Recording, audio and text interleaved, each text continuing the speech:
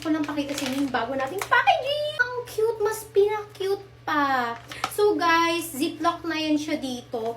Pero mga sisik, naka-close pa rin yun siya dito sa taas, guys. Kasi naisip namin kung ziplock lang, ibig sabihin like, pwede mo pa rin matanggal yung soap along the way. Hindi natin masasabi na baka may kumuha, or baka mawala, or mahulog.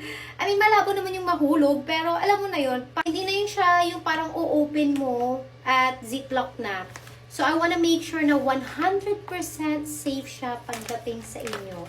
Pina-cute lang siya lalo. So, i-cut mo lang siguro ng maayos, no? Ito kasi hindi maganda yung pagka-cut ko. Nagmamadali ako.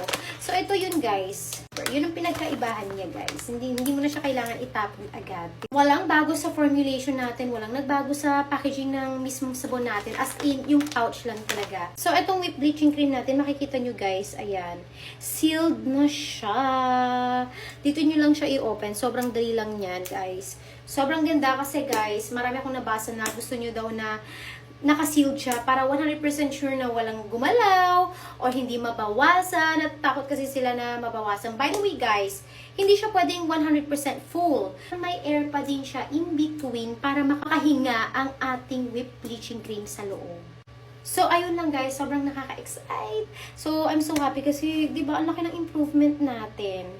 So, I'm so happy din guys kasi alam nyo, I can go out na with only sunscreen at confident na ako sa skin ko. Kahit tignan nyo guys, haggard ako nyan.